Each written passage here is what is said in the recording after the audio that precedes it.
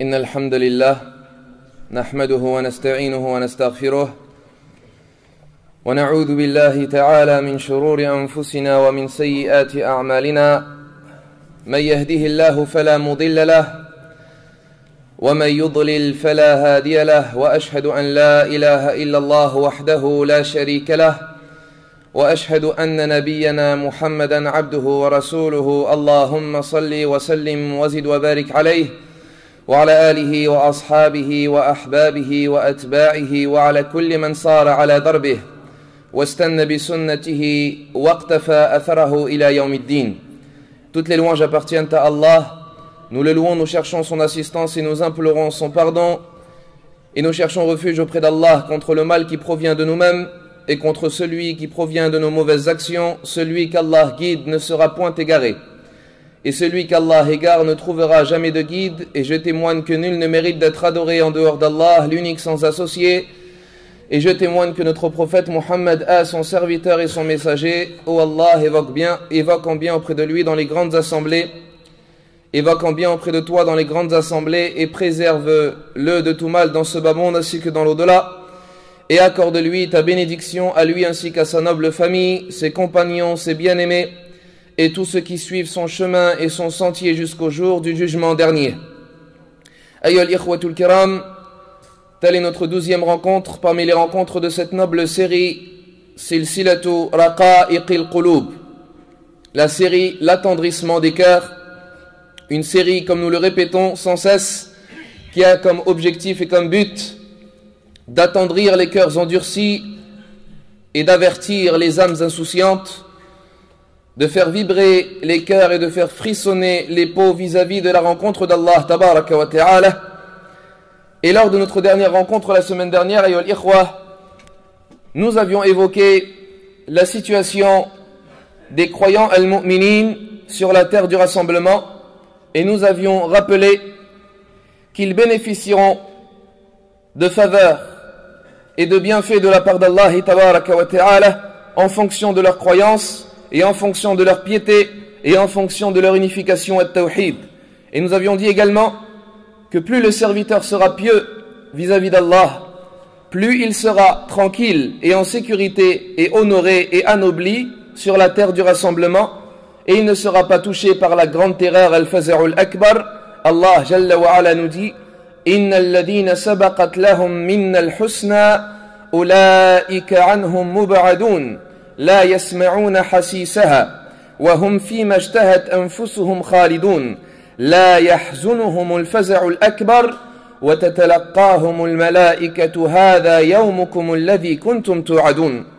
Allah tabaraka wa ta'ala nous rappelle dans ce verset que ceux qui auront été bienfaisants envers Allah tabaraka wa ta'ala, ils seront éloignés du châtiment et de la peur, et ils n'entendront pas ainsi ce châtiment, mais ils seront dans ce que seront leurs âmes, et tout ce qu'elles désireront, elles l'auront, et ils ne seront pas affligés par la grande terreur, et les accueilleront les anges en leur disant, tel est le jour qui vous a été promis. Les gens de la croyance, Ahlul Iman, seront honorés ce jour-là, comme nous l'avons dit.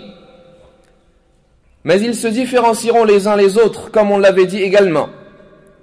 Et les plus honorés des croyants al-mu'minin, sans aucun doute, seront ceux de cette communauté, la communauté de l'islam. La communauté musulmane, al-ummatul islamiyya, sera la communauté la plus honorée de tous les croyants al-mu'minin, car la communauté de l'islam est une communauté qui sera enviée le jour de la résurrection de la part du reste de toutes les autres communautés. Ainsi, dans cette situation terrible et cette attente lourde qui sera longue pour les désobéissants, pour les associateurs, pour les renieurs, la chaleur sera terrible ce jour-là. Pourquoi cela? Car comme on l'a dit, Allah tabaraka wa ta'ala fera rapprocher un soleil de la tête des créatures al-makhlouqat. Les corps ce jour-là seront exposés et les peaux ce jour-là seront dénudées et les parties intimes ce jour-là seront dévoilées et les têtes seront exposées à un soleil rapproché, car l'événement les aura englobés et bouleversés, et il n'y aura de fraîcheur ce jour-là et il n'y aura d'ombre ce jour-là que pour celui à qui Allah Jalla wa Ala aura accordé ce bienfait et cette faveur et aura abrité sous l'ombre de son trône le jour où il n'y aura aucune ombre excepté la sienne. Il n'y aura d'ombre et de fraîcheur que pour celui à qui Allah accordera cette ombre, l'ombre de son trône, le jour où il n'y aura aucune ombre excepté la sienne.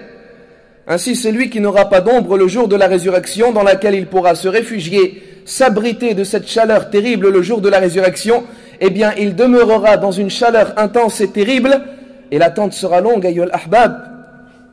Et peut-être que certains se posent encore la question, jusqu'à quand cet homme va nous parler du jour de la résurrection? Eh bien, la réponse à cela, ayyuhal ikhwa, c'est que les propos concernant le jour de la résurrection ne se termineront pas.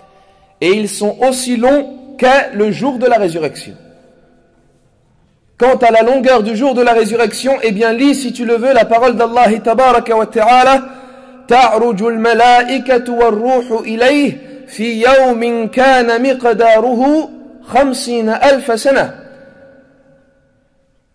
Il s'élève les anges ainsi que le Ruh, Jibril, vers Allah Azza wa Jal lors d'un jour dont la valeur est de 50 000 ans, dont la durée est de 50 000 ans. Et la parole la plus favorable des gens de science est que le jour de la résurrection, le jour dont la longueur est de 50 000 ans, n'est autre que le jour de la résurrection selon le compte d'Allah tabaraka wa ta'ala. Fi yawmin kana miqdaruhu 50,000 sana. Lors d'un jour dont la durée sera de 50 000 ans, fasbir sabran jamila, patiente d'une belle patience. Innahum yarawnahu ba'ida, ils le voient loin. Wa narahu qariba, mais nous le voyons proche. Yawma takunu as-sama'u kal-muhl wa takunu al-jibalu kal-'ihn wa la yas'alu hamimun hamima. Tels sont les tourments et les afflictions du jour de la résurrection, ayyuhal ikhwatul kiram. Mais certes, il n'y aura pas d'issue ce jour-là. Et il n'y aura pas d'échappatoire ce jour-là, ni de protection, que pour celui qui aura cru en Allah.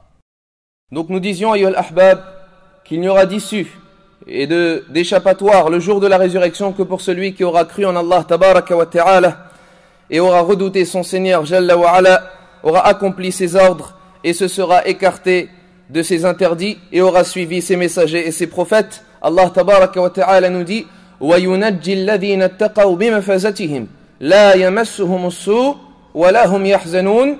Et nous sauverons ceux qui auront craint par leur réussite. Ils ne seront touchés ni par un mal et ne seront pas attristés. Et Allah Azza wa Jal nous dit également ثُمَّ نُنَجِّ الَّذِينَ اتَّقَوْا, puis nous sauverons ceux qui auront redouté وَنَذَرُ الظَّالِمِينَ فِيهَا جِثِيًّا, et nous abandonnerons les injustes dans cet enfer agenouillé. Ce jour, ayyuhal ikhwatul kiram, la chaleur s'intensifiera. Et il est certes connu que lorsque la chaleur s'intensifie, augmente le tourment et l'affliction, et le souci et la préoccupation s'accroît, et la difficulté également est présente, et les serviteurs alors brûlent de soif. Le jour de la résurrection ainsi, les serviteurs brûleront de soif, mais il n'y aura d'eau et il n'y aura pas de miséricorde, sauf pour celui qu'Allah tabaraka wa ta'ala voudra combler de sa miséricorde. Car Allah nous dit وَرَحْمَتِي وَسِعَتْ كُلَّ شَيْءٍ فَسَأَكْتُبُهَا لِلَّذِينَ يَتَّقُونَ وَيُؤْتُونَ الزَّكَاةَ وَالَّذِينَ هُمْ بِآيَاتِنَا يُؤْمِنُونَ الَّذِينَ يَتَّبِعُونَ الرَّسُولَ النَّبِيَّ الْأُمِّيَّ. Allah nous dit, et ma miséricorde a certes englobé toutes choses, je la destinerai à ceux qui auront craint et à ceux qui auront donné la zakah et qui auront cru en nos signes et à ceux qui auront suivi le messager prophète sallallahu alayhi wa sallam. Dans les deux recueils authentiques, dans un hadith selon Abi Hurayra radiyallahu anhu, le messager d'Allah sallallahu alayhi wa sallam nous dit: Allah possède 100 miséricordes et il en a fait descendre une seule. Et il en a fait descendre une seule. Les gens se montrent entre eux miséricordieux par cette dernière, c'est-à-dire al-jinn et les humains et les insectes et les bestiaux. Ils sont miséricordieux les uns envers les autres par cette seule miséricorde qu'Allah a fait descendre dans la vie de ce monde ad-dunya. Puis il dit alayhi salatu wassalam, et il en a gardé 99 pour les serviteurs et l'ibad le jour de la résurrection. Et bien évidemment les miséricordes al-rahmat qu'Allah azza wa jalla a gardé et a réservé le jour de la résurrection, elles sont réservées pour les unificateurs al-muwahhidoun, Pour les croyants, al-mu'minoun. Pour les musulmans vertueux, al-muslimoun as-salihoun. Ce jour-là, car Allah a interdit la miséricorde pour celui qui aura mécru en lui, ou pour celui qui a renié ou bien a associé à lui dans la vie de ce bas monde. Nous avions dit, ayyuhal ikhwa, que la situation le jour de la résurrection sera difficile, que les gens seront touchés et atteints d'une soif terrible. Rien ne pourra arrêter leur soif. Rien ne pourra éteindre leur brûlure. Rien ne pourra faire disparaître cette soif terrible. Et personne n'en sera préservé sauf celui à qui Allah Jalla wa Ala permettra le fait d'être abreuvé. Sauf celui à qui Allah Jalla wa Ala permettra de boire. Car Allah honorera les gens de la croyance Ahlul Iman le jour de la résurrection. Il les abreuvera et il les secourra et il leur fera miséricorde avec une eau qui n'est pas semblable à l'eau que nous buvons de nos jours. Cette eau que nous buvons qui est quelquefois touchée et atteinte par des microbes, cette eau qui touche celui qui la boit ou la plupart de ceux qui la boivent par de la transpiration, de la sueur, de l'urine et même de la soif supplémentaire. Mais ce sera une eau différente, une eau d'une autre sorte, une eau d'une autre matière. Allah Jalla wa Ala l'a gardée. Et Allah Tabaraka wa Ta'ala l'a préservée le jour de la résurrection. Et elle est parmi les miséricordes d'Allah qu'il a réservées à ses serviteurs unificateurs. C'est une eau qui descend du paradis Al-Jannah et qui se déverse sur la terre du rassemblement Ardul Mahshar dans un bassin énorme qui aura été attribué et accordé et donné à notre messager sallallahu alayhi wa sallam. C'est une eau qui descend du paradis Al-Jannah, se déversant dans un bassin énorme qu'aura reçu le messager d'Allah sallallahu alayhi wa sallam. La communauté d'Al-Islam accourra ainsi et se précipitera vers l'eau de ce bassin lors de cette situation difficile et lors de cette scène terrible. Naam. Et le bassin, beaucoup de musulmans ignorent ce bassin, malgré le fait que le fait de le connaître fait partie des choses essentielles dans la croyance du musulman. Mais les gens de science ont considéré les propos sur le bassin et les preuves concernant le bassin comme étant un des sujets du dogme et de la croyance al-aqid. Pourquoi cela? Car Ahlus Sunnati wal Jama'a ont été unanimes sur le fait que le messager d'Allah sallallahu alayhi wa sallam possédait un bassin par lequel Allah l'avait honoré le jour de la résurrection. Et les hadiths à cela sont authentiques, ayyuhal ikhwa, et ont atteint le plus haut degré d'authenticité et sans aucun doute à leur sujet. Donc les preuves sont fortes et n'ont divergé quant à l'existence de ce bassin le jour de la résurrection que les gens de l'innovation comme Al-Mu'tazila ou Al-Khawarij et d'autres dont la divergence n'est pas considérée par Ahlus Sunnah wal Jama'a. Donc Ahlus Sunnah sont unanimes quant à l'existence du bassin du messager d'Allah alayhi salatu wassalam, et ils ont divergé sur une seule chose: quand est-ce que les gens se dirigeront vers le bassin du prophète alayhi salatu wassalam? Est-ce avant le passage sur le pont As-Sirat ou bien après ce passage? Deux paroles de gens de science. Et l'imam Al-Qurtubi rahimahullah voit que le prophète alayhi salatu wassalam a reçu deux bassins. Un bassin avant le passage sur le pont As-Sirat et un bassin dans le paradis Al-Jannah. Mais a répondu à cette parole Al-Hafid ibn Hajar rahimahullah, qui a dit que cette parole n'avait pas de preuve dans l'islam et qu'il n'y avait pas de preuve sur le fait que le prophète alayhi salatu wassalam avait reçu deux bassins. Mais ce qui est prouvé et justifié est qu'il a reçu un seul bassin, mais qu'il a reçu en plus de ce bassin un fleuve qui se trouve dans le paradis Al-Jannah, et c'est un fleuve du paradis qui se déverse dans ce bassin sur la terre du rassemblement. Et telle est la parole la plus plausible. Quant au moment où les gens se présenteront devant le bassin, ce qui est authentique, c'est la parole d'Al-Imam Al-Qurtubi, Wal-Ghazali, Wal-Ashqar et d'autres, que le moment où les gens se présenteront devant le bassin du prophète alayhi salatu wassalam, cela se passera avant leur passage sur le pont As-Sirat. Et ce bassin, ayyuhal ikhwa, en boira la communauté Al-Ummah pendant qu'ils se tiendront sur la terre du rassemblement Ardul Mahshar. Et ce sera ainsi avant le passage sur le pont As-Sirat. Pourquoi cela? Car comme nous l'avons dit, les gens lorsqu'ils sortiront de leur tombe, ils sortiront dans un état terrible.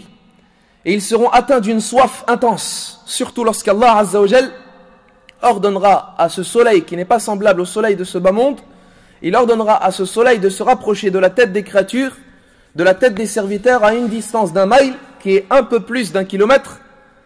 Les gens seront plongés alors dans leur sueur, dans une chaleur, dans leur transpiration, car les corps ce jour-là seront nus, et les parties intimes ce jour-là seront visibles et dévoilées, et les corps seront lassés et fatigués de cette attente longue et lourde. Dans cette situation, ayyuhal ikhwatul kiram, ils ne penseront qu'à une chose, boire.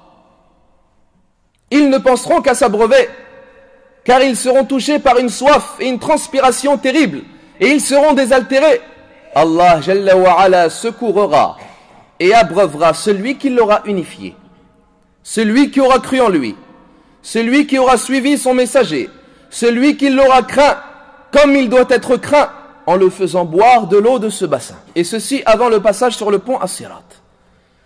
Et lorsque le serviteur en aura bu, ayyuhal ahbab, il ne connaîtra après cela plus aucune soif. Comme l'a dit le messager d'Allah sallallahu alayhi wa sallam. En conclusion, ce qui est authentique, c'est que le messager d'Allah sallallahu alayhi wa sallam a reçu un seul bassin, et que ce bassin est un déversement du fleuve qui aura été donné au prophète alayhi salatu wassalam dans le paradis al-Jannah. Et le fleuve du paradis qu'on lui donnera, tout le monde le connaît. Et tout le monde récite la sourate dans le Coran, mais je ne sais si tout le monde en connaît l'interprétation.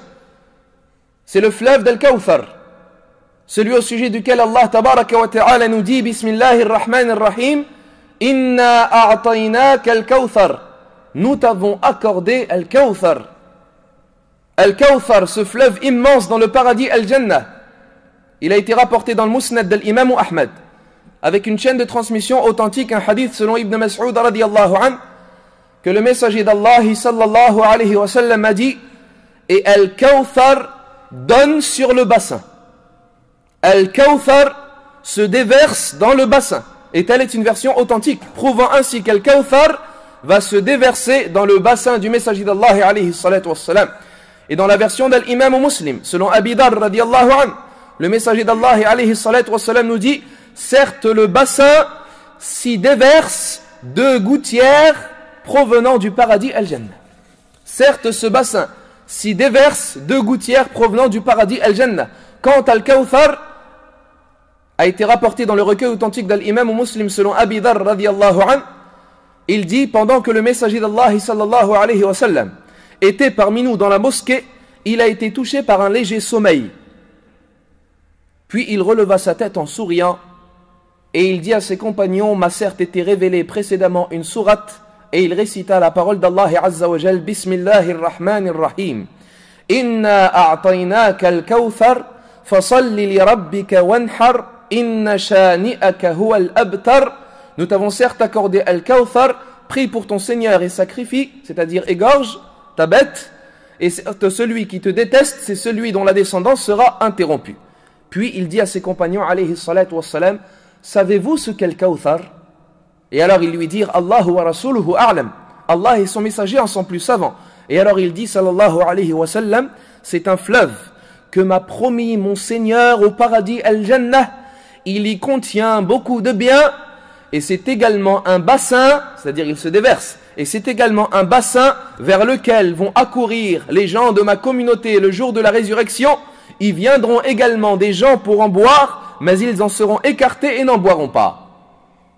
C'est comme cela qu'a dit le messager d'Allah alayhi salatu wassalam concernant le bassin du jour de la résurrection, et cette version a montré clairement qu'il y a un lien entre le fleuve d'Al-Kawthar que le prophète alayhi salatu wassalam aura reçu dans le paradis Al-Jannah et le bassin qu'il a le jour de la résurrection sur la terre du rassemblement. Et l'être humain en boira. Et nous allons montrer dans cette conférence qui est-ce qui pourra en boire et qui est-ce qui en sera privé, qui est-ce qui en sera abreuvé et qui est-ce qui demeurera dans cette soif.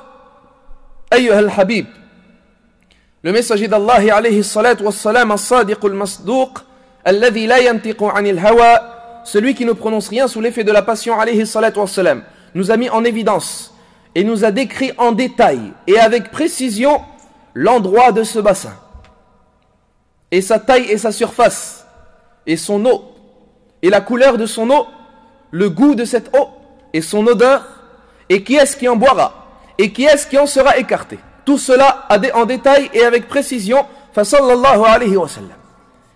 Quant à l'endroit du bassin, le jour de la résurrection, il a été rapporté dans les deux recueils authentiques selon Abi Hurayra radiyallahu anhu que le messager d'Allah sallallahu alayhi wa sallam nous dit: entre ma maison et mon minbar, c'est-à-dire entre ma chambre et mon minbar, un jardin parmi les jardins du paradis, et mon minbar est sur mon bassin. Wa minbari ala hawdi, et mon minbar est sur mon bassin. Les savants nous disent à ce hadith plusieurs possibilités. Soit le bassin se trouve à cet endroit, c'est-à-dire exactement sous le minbar du messager d'Allah sallallahu alayhi wa sallam dans sa mosquée à Médine. Ou soit on rapportera le minbar du messager d'Allah sallallahu alayhi wa sallam le jour de la résurrection et on le posera sur son bassin. Al-Khattabi rahimahullah nous dit, et parmi ce que l'on déduit de ce hadith, l'importance et l'incitation quant à habiter dans la ville d'Al-Madinah et le fait de rester dans la mosquée du messager d'Allah alayhi salatu wassalam y invoquant Allah. Car celui qui y aura demeuré et celui qui y sera resté en y invoquant Allah tabaraka wa ta'ala, il dit rahimahullah, bénéficiera d'un jardin parmi les jardins du paradis et bénéficiera du bienfait de boire du bassin du messager d'Allah alayhi salatu wassalam. Mais wallahi wal ikhwah, un jour le messager d'Allah sallallahu alayhi wa sallam a fait un discours sur son minbar à ses compagnons, comme ceci a été rapporté dans le hadith selon Uqbah ibn Amir radiyallahu an. Il dit, il faisait son discours et il dit un jour, au moment de son discours, en ce moment même je vois mon bassin. En ce moment même je vois mon bassin. Et ceci fait partie des choses du monde invisible, al-ghaib, qu'Allah tabaraka wa ta'ala a caché à ses serviteurs al-ibad, mais peut quelquefois montrer à un de ses messagers s'il le veut, tabaraka wa ta'ala. Comme Allah nous dit, وَمَا كَانَ اللَّهُ لِيُطْلِعَكُمْ عَلَى الْغَيْبِ وَلَكِنْ يَجْتَبِي مِنْ رُسُلِهِ مَنْ يَشَاءُ. Et Allah ne va pas vous montrer des choses du monde invisible, mais il choisit qui il veut parmi ses messagers. Et il le fait apparaître à qui il veut parmi ses messagers. عَالِمُ الْغَيْبِ فَلَا يُظْهِرُ عَلَى غَيْبِهِ أَحَدًا إِلَّا مَنِ ارْتَضَى مِنْ رَسُولٍ. C'est lui qui connaît l'invisible et il ne fait paraître de son monde invisible personne, sauf celui qu'il choisit parmi ses messagers. Donc Allah a montré, Allah a dévoilé à son prophète alayhi salatu wassalam l'apparence de son bassin al-Hawd. Comme il a montré également lors de la nuit du voyage nocturne et des voies d'ascension Laylatul Isra wal Mi'raj, al-Kawthar. Il a dévoilé également son bassin lorsqu'il était sur son minbar. Quant à la surface et à la forme de ce bassin, à quoi ressemble-t-il? Nous disons qu'il est très vaste. Dans les deux recueils authentiques, avec une chaîne de transmission authentique selon Abdullah ibn Amr radiyallahu anhu, le messager d'Allah alayhi salatu wassalam nous dit: mon bassin représente une distance d'un mois de voyage. Imagine-toi, ayyuha al-habib, un mois de voyage, un bassin qui ne s'interrompt pas et qui est très vaste, et tu peux voyager pendant un mois et tu ne termines pas la surface de ce bassin. Et il dit alayhi salatu wassalam après cela, et ses angles sont égaux. Et ces angles sont égaux. Une distance d'un mois et des angles égaux. Les gens de science ont déduit que la forme de ce bassin est carrée. Et telle est la parole la plus forte, car certains ont dit que la forme du bassin était ronde. Mais l'avis authentique, c'est que ce bassin est carré, car le prophète alayhi salatu wassalam a évoqué qu'il avait des angles. Et un cercle ou un rond n'a pas d'angle, donc il est forcément soit carré ou soit rectangle. Et ce qui prouve que c'est un carré plus précisément, c'est ce qui confirme ce qui a été rapporté dans certaines versions par l'imam at-Tabarani selon Abi Barzah radiyallahu anhu, que le messager d'Allah alayhi salatu wassalam nous dit: sa longueur est d'un mois et sa largeur est d'un mois.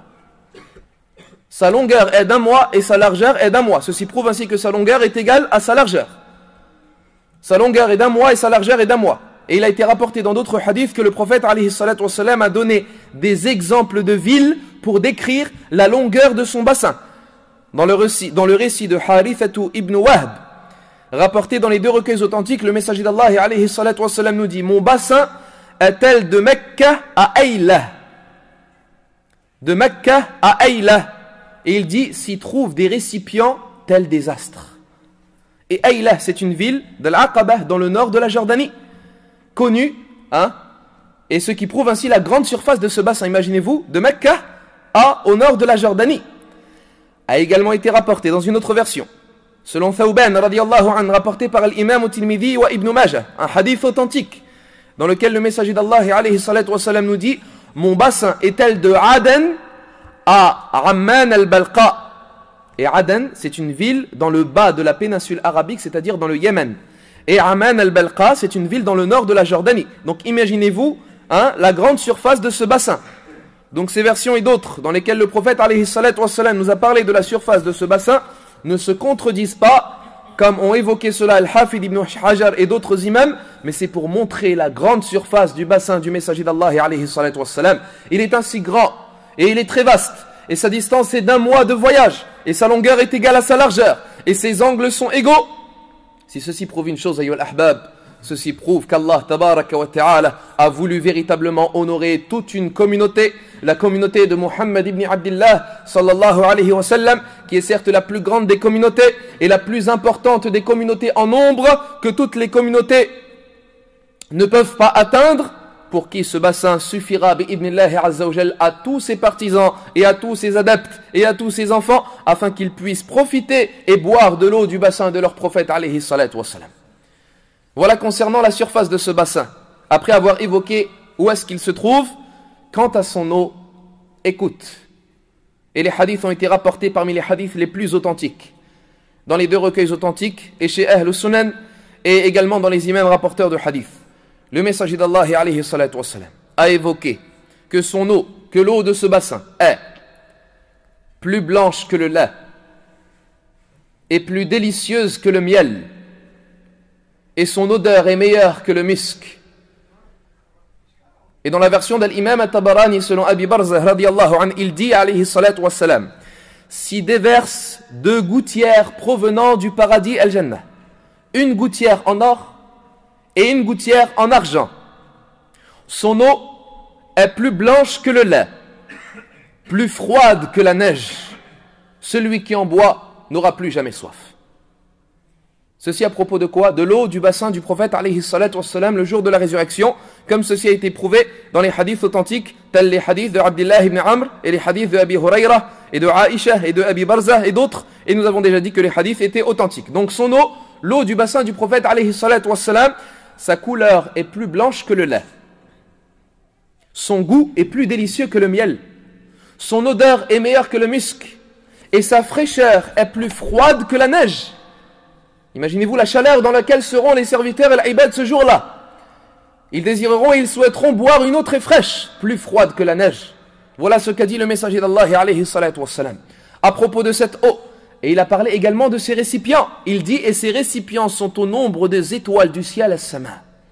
Ces récipients dans lesquels les gens boiront, ceux du bassin, seront tels les étoiles du ciel dans leur nombre et dans leur lumière et dans leur luminosité et dans leur resplendissance. Les étoiles du ciel. Donc d'après ce hadith, les gens ne boiront pas de leurs propres mains, ne s'abreuveront pas de leurs propres mains, mais ils s'abreuveront par le biais de ces récipients qui seront tels des astres, tels les étoiles du ciel. Et ceci prouve encore une chose, ayyuhal ikhwa, prouve le grand nombre des gens de la communauté de Muhammad alayhi salatu wassalam, car cette communauté est la plus importante en nombre de toutes les communautés al-umam. Et le messager d'Allah alayhi salatu wassalam a montré également et nous a parlé de qui est-ce qui s'abreuvera et qui est-ce qui pourra boire de ce bassin et qui est-ce qui en sera privé. Car ce n'est pas tout le monde qui boira de l'eau du bassin du messager d'Allah alayhi salatu wassalam. Et plus encore, il a même montré alayhi salatu wassalam qui sont les premiers qui arriveront à ce bassin, comme ceci a été rapporté par l'imam Tirmidhi et Ibn Majah, avec une chaîne de transmission authentique par le prophète, que le prophète sallallahu alayhi wa sallam nous dit: les premiers à boire de ce bassin sont les pauvres parmi al-muhajirin. Al-muhajirin, ce sont les compagnons qui ont fait al-hijra. Eh bien, ce sont les pauvres parmi al-muhajirin qui bénéficieront du bienfait de boire les premiers l'eau du bassin du prophète alayhi salatu wassalam. Ces gens qui avaient l'apparence poussiéreuse, qui étaient pauvres, qui étaient dans la misère, qui ont souffert, qui ne pouvaient pas se marier avec des femmes aisées ou favorisées, ces gens qui ne voyaient pas les portes s'ouvrir à eux, les portes des gouverneurs, les portes des empereurs, ces gens-là, c'est la première catégorie. C'est les premiers hommes qui bénéficieront du bienfait d'Allah azza wa jal de boire de l'eau du bassin du messager d'Allah sallallahu alayhi wa sallam, faradiyallahu anhum wa radu an. car ces gens-là ont été méprisés et délaissés et abandonnés de par leur pauvreté et leur misère. Allah Azza wa Jalla les récompensera par cela. Et dans une autre version authentique, il dit alayhi salatu wassalam, les premiers à boire du bassin, ce sont les pauvres parmi al-muhajirin. Telle est la première catégorie, à boire de cet immense bassin le jour de la résurrection. Quant à cette communauté Ummatul Islam, eh bien annonce-toi la bonne nouvelle, ayyuhal muslim, ô toi qui t'attaches à la communauté de ton prophète immense, alayhi salatu wassalam, ô toi qui as cru en lui, ô toi qui l'aura suivi, ô toi qui te seras attaché à sa sunnah. Certes, cette communauté boira du bassin du messager d'Allah alayhi salatu wassalam, comme ceci a été rapporté authentiquement dans le recueil de l'imam Muslim, selon Abi Hurayrata radiyallahu anhu, le messager d'Allah alayhi salatu wassalam nous dit, ma communauté viendra pour boire de mon bassin, et je défendrai mon bassin comme défend l'homme son chameau du chameau d'un autre homme. Et je défendrai mon bassin comme défend l'homme son chameau du chameau d'un autre homme. Et je dirai alors, ô mon Seigneur, puis il dit alayhi salatu wassalam, puis des gens viendront à moi.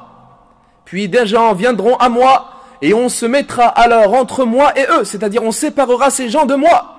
Et alors je dirai, ô mon Seigneur, ces gens-là sont de ma communauté. Et alors on me dira, tu ne sais pas ce qu'ils ont innové après toi. Et ils dirent alors, ya Rasulallah, les compagnons dirent alors au prophète alayhi salatu wassalam, ya Rasulallah, comment est-ce que tu nous reconnaîtras ce jour-là? Ya Rasulallah, comment est-ce que tu nous reconnaîtras ce jour-là? Et alors il dit sallallahu alayhi wa sallam, vous serez illuminés par les traces des ablutions. Vous viendrez illuminés par les traces des ablutions. La communauté d'Al-Islam se présentera alors au prophète d'Al-Islam alayhi salatu wassalam, et le prophète sallallahu alayhi wa sallam chassera de son bassin et éloignera de l'eau de ce bassin et expulsera les gens de ce bassin, expulsera celui qui ne faisait pas partie de cette communauté. Comme l'homme chasserait le chameau d'un homme pour défendre son chameau. Puis viendront des gens qui le connaissent et que le prophète alayhi salatu wassalam reconnaîtra. Mais on se saisira d'eux et ils ne boiront pas du bassin. Il dira alayhi salatu wassalam, ô mon Seigneur, ce sont des gens de ma communauté, car il les aura reconnus par les traces des ablutions eux-mêmes. Mais on lui dira, tu ne sais pas ce qu'ils ont innové après toi. Et nous arrêterons bi'idnillahi azza wa jal concernant cette réplique un peu plus tard dans la conférence afin d'expliquer pourquoi ils ont été écartés de l'eau de ce bassin. Nous disons ainsi, la communauté Al-Ummah va se présenter. Comment la reconnaîtra son prophète alayhi salatu wassalam? Au bord de ce bassin, les musulmans, al-muslimoun, viendront alors illuminer, éclaircis, une blancheur sur le visage, telle la blancheur qui se trouve sur le museau du cheval, par rapport à toute la noirceur de sa peau.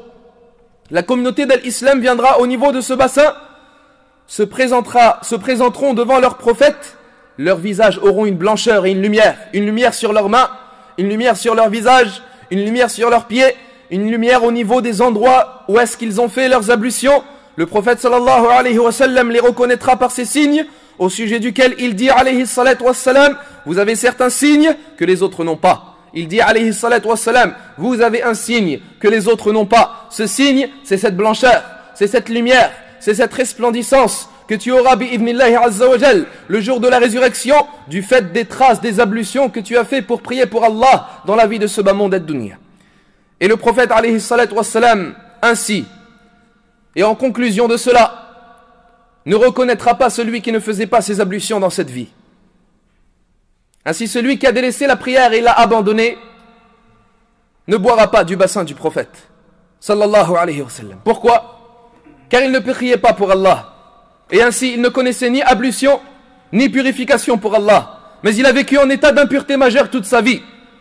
Il a vécu en état d'impureté majeure et il est mort dans cet état, wal'iyadu billah. C'est pourquoi le messager d'Allah alayhi salatu wassalam ne le reconnaîtra pas, ne l'appellera pas, ne lui permettra pas de boire de l'eau du bassin du prophète sallallahu alayhi wa sallam. Ainsi, si tu souhaites être reconnu par Al-Habib alayhi salatu wassalam, si tu veux être reconnu par la meilleure des créatures et le plus noble des prophètes, si tu veux avoir le bienfait et la faveur de boire de l'eau du bassin du prophète sallallahu alayhi wa sallam, alors que tu souffriras de cette chaleur et que tu transpireras dans une sueur, à toi de ne pas délaisser les ablutions, à toi de te purifier pour Allah, à toi de prier pour Allah tabaraka wa ta'ala, car si tu délaisses les ablutions et si tu délaisses la prière, il n'y aura pas de bassin et pas de boisson et pas d'eau pour toi ce jour-là, mais ce sera plutôt l'éloignement et l'expulsion et tu seras chassé du bassin du prophète alayhi salatu wassalam. Naam. Et tu seras ainsi plongé et tu demeureras dans la soif terrible le jour de la résurrection. C'est comme cela que nous a informé le prophète alayhi salatu wassalam. Cette communauté ainsi s'abreuvera de l'eau du bassin du prophète. Et si tu demandes, est-ce que les croyants al-mu'minoun d'une autre communauté pourront boire également de ce bassin? Car les croyants al-mu'minoun, il y en a qui existent en dehors de la communauté de Muhammad alayhi salatu wassalam. Est-ce qu'ils boiront également du bassin du prophète sallallahu alayhi wa sallam? La réponse: ne pourra boire du bassin du prophète sallallahu alayhi wa sallam que la communauté de l'islam. Mais pour chaque prophète, un bassin, le jour de la résurrection. Al-Imam al-Tirmidhi a rapporté avec une chaîne de transmission bonne un hadith selon Samurat ibn Jundub radiyallahu anhu, que le messager d'Allah alayhi salatu wassalam a dit: pour chaque prophète il y aura un bassin, et ils verront et regarderont, les prophètes, ils verront et regarderont qui d'entre eux aura le plus de gens qui s'y présenteront. Et il dit alayhi salatu wassalam: et j'espère que je serai celui qui en aura le plus. Et j'espère que je serai celui qui en aura le plus, bi'idnillahi azza wa jal, c'est lui qui aura plus de gens qui se présenteront à son bassin que tous les prophètes al-anbiya. Ainsi pour chaque prophète, un bassin, car Allah ne fait pas perdre la récompense des croyants, et le croyant est honoré par Allah quelle que soit son époque, et quel que soit son temps, et quel que soit son endroit, mais chaque croyant s'abreuvera de l'eau du bassin du prophète qui lui aura été envoyé. C'est comme cela qu'Allah honorera les gens de la croyance et les gens du tawhid en tout temps et dans tout lieu. Quant à ceux qui seront chassés du bassin du messager d'Allah alayhi salatu wassalam, qu'est-ce qu'ils sont nombreux malheureusement. Qu'est-ce qu'ils sont nombreux ceux qui seront chassés de ce bassin. Qu'est-ce qu'ils sont nombreux ceux qui seront privés de cette immense boisson. Qu'est-ce qu'ils sont nombreux et qui sont-ils? Ce sont ceux, premièrement, qui sont sortis de l'islam, qui ont apostasié leur religion. Ou bien ceux qui ont innové dans l'islam une innovation les rendant soit mécréants, soit pervers. Dans les deux recueils authentiques, dans un hadith selon Sahel ibn Sa'd radiyallahu anhu, le messager d'Allah alayhi salatu wassalam nous dit: je vous devancerai au niveau du bassin. Je vous devancerai, c'est-à-dire j'arriverai avant vous au niveau du bassin, puis vous vous présenterez à moi le jour de la résurrection. Celui qui boira du bassin n'aura plus jamais soif. Puis viendront des gens, je les reconnaîtrai et ils me reconnaîtront, puis on me séparera d'eux. C'est comme cela qu'a dit le prophète alayhi salatu wassalam. Et dans la version de Aïcha rapportée par Muslim, il dit alayhi salatu wassalam: on me séparera d'eux, je dirai alors: Ya Rabbi, ô mon Seigneur, ils sont de ma communauté. Et on me dira alors: tu ne sais pas ce qu'ils ont innové après toi. Et alors je dirai, il dit alayhi salatu wassalam, je dirai alors: suhqan suhqa, loin, éloignez-vous, éloignez-vous, pour vous qui avez changé après moi. Pour ceux que vous avez changé après moi, c'est comme cela qu'il les chassera et qu'il les éloignera. Il a été rapporté dans une version, dans les deux recueils authentiques, qu'il a dit alayhi salatu wassalam: se présentera à moi des gens parmi mes compagnons. Et bien évidemment, cette version se sont appuyés sur elle qui? Les chiites, ceux qui insultent les compagnons du prophète sallallahu alayhi wa sallam. Lorsqu'il a dit alayhi salatu wassalam: se présentera à moi des gens parmi mes compagnons, parmi ceux qui m'ont accompagné, et on me séparera d'eux. Hein? Malheureusement, ces gens-là insultent les compagnons du messager d'Allah alayhi salatu wassalam, d'apostasiés, de mécréants, de pervers, etc. Et ils ont utilisé ce hadith pour parler et pour défendre leurs paroles. Mais nous disons que les premiers des hommes à être chassés du bassin du prophète alayhi salatu wassalam et expulsés de ce bassin, ce sont eux les chiites, pour avoir insulté les compagnons du prophète sallallahu alayhi wa sallam et pour avoir innové dans la religion. Quant aux compagnons as-sahaba, eux, ce sont les premiers à boire de l'eau du prophète alayhi salatu wassalam. Les compagnons que insultent malheureusement ces gens-là, les chiites, comme Abu Bakr, comme Omar, radiyallahu anhu, eux, on a témoigné déjà pour eux. Le messager d'Allah alayhi salatu wassalam a témoigné qu'ils faisaient partie des gens du paradis, al-Jannah. C'est pourquoi les savants ont répondu à cette version de hadith, dans laquelle a été évoqué que le prophète alayhi salatu wassalam dit: puis on me présentera et viendront à moi mes compagnons et on me séparera d'eux. Ils ont dit, les gens de science et les savants, les compagnons ici, ce sont ceux qui ont accompagné le prophète sallallahu alayhi wa sallam parmi les hypocrites al-munafiqin. Ils étaient en leur compagnie, mais ils n'ont pas bénéficié de sa compagnie. Ils ont montré l'islam en apparence, mais ils ont caché leur mécréance. Ils viendront le jour de la résurrection, alors qu'ils ont prié avec le prophète alayhi salatu wassalam, alors qu'ils ont témoigné ce à quoi a témoigné les compagnons as-sahaba. Ils viendront avec leur blancheur, et avec les traces des ablutions, puisqu'ils ont prié, ils ont fait les ablutions, mais ils seront expulsés du bassin, car ils étaient hypocrites, munafiqin. L'humiliation et la honte les atteindra, car ils étaient parmi les gens de l'hypocrisie, ils ont fait apparaître l'islam et caché la mécréance. Deuxièmement, il a été dit également que ce sont ceux qui ont apostasié leur religion, c'est-à-dire qui sont sortis de la religion de l'islam, car il est connu qu'il y a des gens, à l'époque du prophète alayhi salatu wassalam, parmi les bédouins et parmi les gens de la campagne, qui n'étaient rentrés dans la religion de l'islam à l'époque du prophète que pour leur intérêt unique. Et lorsqu'est mort le prophète alayhi salatu wassalam, ils sont sortis de l'islam et ils sont revenus sur leur pas, wala'iyadu billah. Cela font partie également de ceux auxquels on dira suhqan suhqa, éloignez-vous, éloignez-vous pour ceux que vous avez changés après moi. Et troisièmement également, ce sont ceux, les gens qui ont commis les grands péchés et les désobéissances et qui ne se sont pas repentis à Allah tabaraka wa ta'ala, mais leur éloignement de ce bassin et leur expulsion ne sera pas totale comme l'ont dit les savants, ils seront chassés, mais après cela, soit ils reviendront, ou bien soit ils rentreront au paradis par le pardon d'Allah Azza wa Jal, ou par une intercession des intercesseurs ash-shafi'in. Voilà 3 réponses concernant ce hadith qui a porté problème et qui a été une ambiguïté concernant la croyance al-aqidah et la croyance vis-à-vis des compagnons as-sahaba.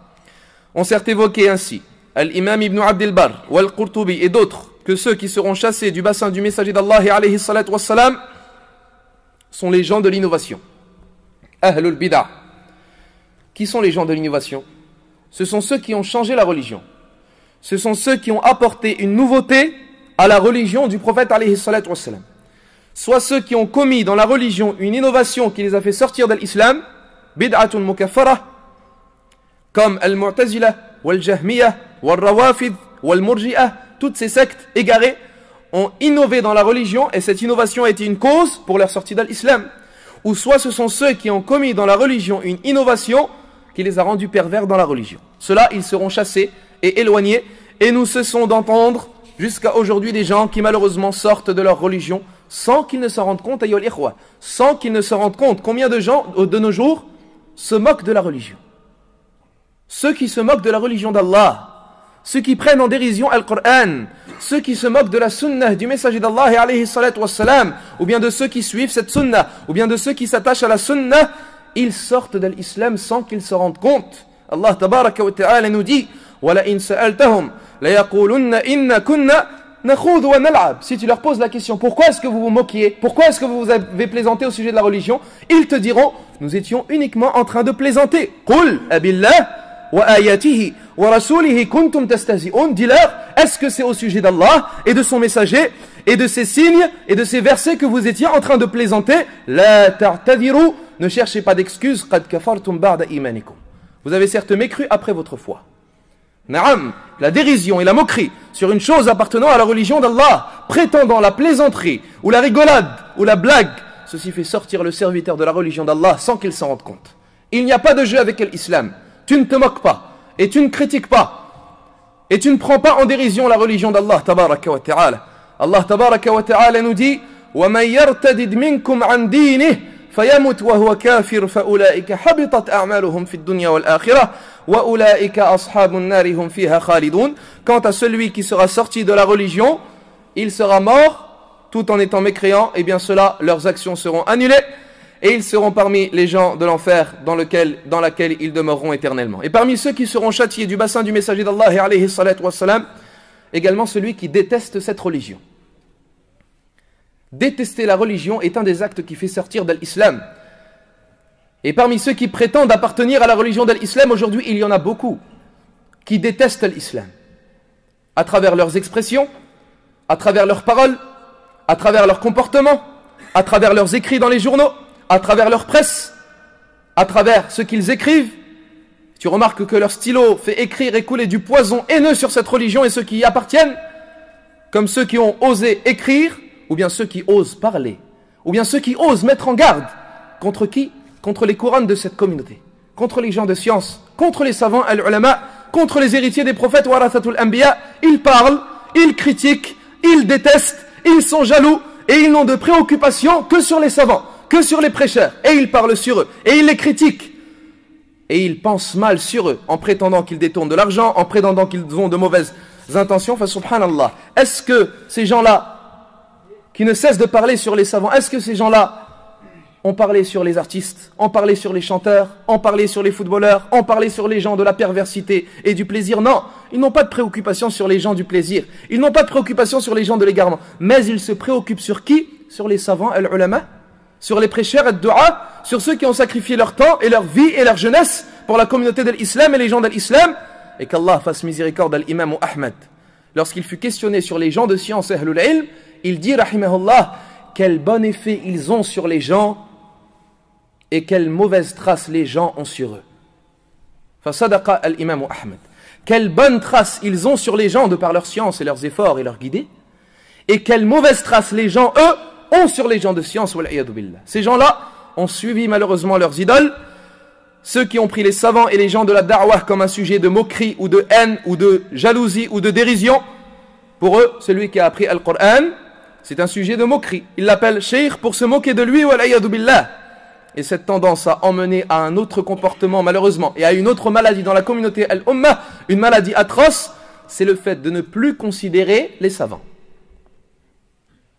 Être indifférent, les négliger, ne plus leur accorder d'estime, ni d'importance aux gens de science, ni aux hommes d'Al-Qur'an, alors que le messager d'Allah alayhi salatu wassalam nous dit, les gens qui sont les plus dignes, écoute ce que te dit Ar-Rasoul alayhi salatu wassalam, les gens qui méritent le plus d'être respectés et honorés et considérés, le gouverneur juste et l'homme musulman âgé est celui qui a appris Al-Qur'an. Et celui qui a appris Al-Qur'an. Alors qu'en est-il d'un homme âgé qui connaît le Qur'an? Il ne considère pas les gens de la da'wah, ni de la droiture. Ils n'utilisent que leur langue pour parler sur les savants. Ils n'utilisent que leur langue car ils détestent en réalité les gens qui font des efforts pour la communauté de l'islam. Mais ils n'utilisent pas leur langue pour parler sur ceux qui égarent, pour parler des gens de la passion, pour parler des gens du plaisir, pour mettre en garde contre ces actions, contre ces paroles, contre les choses qu'ils effectuent, pour égarer et suivre les ruses du diable et shaitan. Ils ne parlent pas sur eux. Eux, ils les placent sur leurs épaules, ils les respectent, ils leur donnent un sourire, ils se présentent à eux, ils les estiment. Mais ceux qui ordonnent le convenable et qui interdisent le blâmable, pour eux sont les pires des gens, wal-iyadu billah, et la poubelle de la société. On pourrait croire cela. Je ne dis pas ça par exagération, mais je dis ça par constat. Ma'al asaf. Écoute la parole d'Allah tabaraka wa ta'ala. ذلك بأنهم قالوا للذين كرهوا ما نزل الله سنطيعكم في بعض الأمر والله يعلم إسرارهم فكيف إذا توفتهم الملائكة يضربون وجوههم وأدبارهم. Ceci, c'est parce qu'ils ont dit à ceux qui ont détesté ce qu'Allah a révélé, nous vous obéirons sur une partie de l'affaire, mais Allah connaît leurs secrets. Qu'en est-il alors lorsque les anges les feront mourir et qu'ils frapperont sur leur visage et sur leur postérieur? Na'am. Parmi ceux-là, il y en a également qui obéissent à leur chef et qui prétendent ne faire que obéir, et le verset s'adresse à eux. Et après cela, on prétend aimer le messager d'Allah alayhi salatu wassalam, prétendre l'aimer, et on joue de la musique lors d'un jour de sa naissance, et on chante, et les chanteurs chantent prétendant fêter son anniversaire. Ce n'est pas comme cela que l'on suit le messager d'Allah alayhi salatu wassalam. Ya ummat al-islam, ô toi la communauté de l'islam, sache que parmi ceux qui seront chassés du bassin du messager d'Allah sallallahu alayhi wa sallam, ceux qui auront accusé les gens de la sunnah et les gens qui s'attachent à la sunnah comme étant des extrémistes, arriérés et rigoristes et fanatiques. Ceux-là également seront chassés du bassin du messager d'Allah sallallahu alayhi wa sallam. Lorsque certains d'entre eux ont vu un homme s'attacher à la sunnah dans ses paroles, dans ses actions, en apparence, en secret, ils vont l'accuser automatiquement, et je dis même parmi ceux qui prétendent appartenir à l'islam. Nous parlons ici des musulmans al-muslimoun.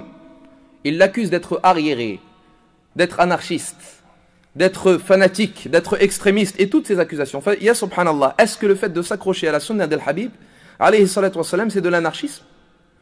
C'est revenir en arrière? C'est être extrémiste?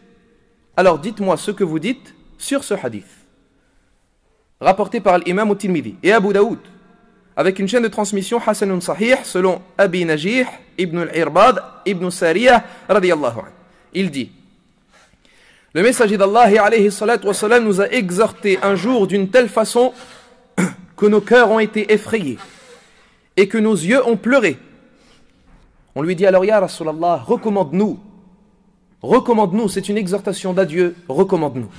Et alors il dit alayhi salatu wassalam, écoutez la recommandation de Rasul alayhi salatu wassalam, écoutez la recommandation du messager d'Allah alayhi salatu wassalam, je vous recommande de craindre Allah et d'obéir et d'écouter même si vous gouverne un esclave ou un serviteur. Et ceux qui vivront après moi parmi vous verront beaucoup de divergences, accrochez-vous à ma sunnah. Et à la voix des califes vertueux et bien guidés, mordez-y avec vos molaires. Puis il dit alayhi salatu wassalam, et méfiez-vous de la nouveauté, car toute nouveauté dans cette religion est innovation, et toute innovation mène à l'égarement, et à rajouter al-imam al-Nasa'i avec une chaîne de transmission authentique, et tout égarement mène à l'enfer. Que dites-vous de ce hadith? Si ce n'est que le prophète alayhi salatu wassalam nous incite et nous exhorte et nous appelle et nous recommande parmi les dernières recommandations d'adieu de suivre sa sunnah, mais pas uniquement, de s'accrocher à cette sunnah et de s'accrocher en y mordant avec nos molaires, c'est-à-dire très ardemment et le plus possible. Et nous rappelons que la sunnah ne contente pas uniquement de laisser pousser la barbe. Suivre la sunnah, s'accrocher à ce chemin, commence tout d'abord par corriger notre croyance al-aqida. Tout celui qui aura divergé avec la croyance du messager d'Allah alayhi salatu wassalam, et avec ce à quoi il est venu, de par sa guidée et sa lumière, il aura effectué une innovation. Commence par la croyance al-aqida, puis également s'attacher à la guidée du prophète alayhi salatu wassalam en apparence comme en secret, et également dans les adorations al-ibadat, et également dans le comportement et dans les politesses. La sunnah, ayyuhal ikhwah, est une parole générale. La sunnah, ce n'est pas uniquement que l'homme laisse pousser sa barbe. Combien d'hommes ont une barbe mais ne suivent pas la sunnah et sont loin de la sunnah? La sunnah, hiya at-tariqa, c'est la voie, le chemin que tu dois emprunter absolument pour ne pas être égaré du chemin d'Allah. La voie par laquelle est venu ton prophète alayhi salatu wassalam de la part d'Allah. Allah nous dit: فَلْيَحْذَرِ الَّذِينَ يُخَالِفُونَ عَنْ أَمْرِهِ أَنْ تُصِيبَهُمْ فِتْنَةٌ أَوْ يُصِيبَهُمْ عَذَابٌ أَلِيمٌ. Que se méfient ceux qui divergent quant à son ordre, c'est-à-dire ceux qui n'accomplissent pas l'ordre de qui? Du prophète alayhi salatu wassalam. Que ne leur arrive une fitna et que ne leur arrive un châtiment douloureux. Al-Imam Ahmad nous dit: al-fitna ici, c'est l'association à shirk que l'homme craigne que lorsqu'il désobéit à l'ordre du prophète alayhi salatu wassalam, qu'Allah jalla wa ala lui fasse entrer dans son cœur de l'association, qu'il l'égarera alors. Il sera alors perdu. Et Ibn Abbas radiyallahu anhuma disait: il se pourrait que tombe, il s'adressait aux compagnons, aux sahaba et aux tabi'in, aux successeurs. Il disait: il se pourrait que tombe sur vous des pierres du ciel à sama. Je vous dis, le messager d'Allah a dit, et vous me dites, on dit Abu Bakr ou Omar. Si tu savais, Ibn Abbas, aujourd'hui on ne dit pas on dit Abu Bakr et Omar. Aujourd'hui on dit a dit un tel et un tel, parmi les plus bas des gens, et on s'accroche aux moindres rumeurs, et on fait répandre les mensonges et les calomnies sur les gens. Ceux qui accusent les gens de la sunnah, n'auront que eux de l'éloignement du bassin du prophète alayhi salatu wassalam. Alors que celui qui s'accroche à la sunnah, qu'il ne prenne pas en considération ce qu'il entend. Et qu'il ne prenne pas en considération ce par quoi il sera décrit par les gens. Car certes le prophète alayhi salatu wassalam nous a conseillé et recommandé d'un conseil très cher. Et écoutez-le à la fin de sa vie, qu'est-ce qu'il dit alayhi salatu wassalam? Il dit: patientez jusqu'à ce que vous me rencontrerez au niveau du bassin. Patientez. La rencontre, c'est là-bas, au niveau du bassin. Patientez dans cette vie jusqu'à me rencontrer au niveau du bassin. Celui qui veut ainsi, ayyuhal ikhwa, boire de l'eau du bassin du prophète alayhi salatu wassalam, qu'il boive de la législation et de la sunnah du prophète sallallahu alayhi wa sallam. Celui qui aura bu de sa législation, celui qui aura bu de sa sunnah dans ce bas monde ad-dunya, il boira de l'eau du bassin du prophète sallallahu alayhi wa sallam. Et en fonction de la façon avec laquelle tu t'abreuves de la législation et de la sunnah de ton prophète, tu accourras et tu présenteras à elle, et tu te présenteras au bassin du prophète sallallahu alayhi wa sallam. Telle sera la façon avec laquelle on t'accordera de boire de l'eau du bassin du prophète sallallahu alayhi wa sallam le jour de la résurrection. Quant à celui qui n'aura pas bu dans ce bas monde de la sunnah du messager d'Allah alayhi salatu wa sallam, quant à celui qui aura refusé de s'abreuver des règles et des ordres et des interdits du messager d'Allah sallallahu alayhi wa sallam, et qui aura préféré boire des pensées et des ordres des gens de la déviation et de l'égarement et de l'association et de la mécréance, eh bien il ne boira pas de ce bassin, mais il aura comme boisson, comme nous l'a dit Allah tabaraka wa ta'ala, wa iyastaghithu yughathu bima'i kalmuhl. Et s'ils demandent à boire, ils auront comme boisson une boisson telle de l'huile. Al-muhl, c'est de l'huile qui aura été noircie tellement elle est chaude. Yashwi al-wujuh, elle fera bouillonner les visages. Bi'sa sharab, quelle mauvaise boisson et quelle mauvaise demeure. Ton attachement à la sunnah du prophète alayhi salatu wassalam et ton attachement à sa guidée, ya Abdallah, n'est pas du fanatisme et n'est pas de l'extrémisme, mais ce n'est que suivre la sunnah et appliquer la recommandation de ton prophète et la recommandation d'Allah avant lui. وَمَا آتَاكُمُ الرَّسُولُ فَخُذُوهُ وَمَا نَهَاكُمْ عَنْهُ فَانْتَهُوا. Et tout ce que vous aura apporté votre messager, prenez-le. Et tout ce dont il vous a interdit, écartez-vous-en. وَاتَّقُوا et craignez Allah, inna Allah shadidul iqab, certes Allah est sévère en châtiment. Et parmi ceux qui seront châtiés du bassin du prophète alayhi salatu wassalam également, comme nous l'avons dit, les gens de l'égarement, de l'innovation et des passions.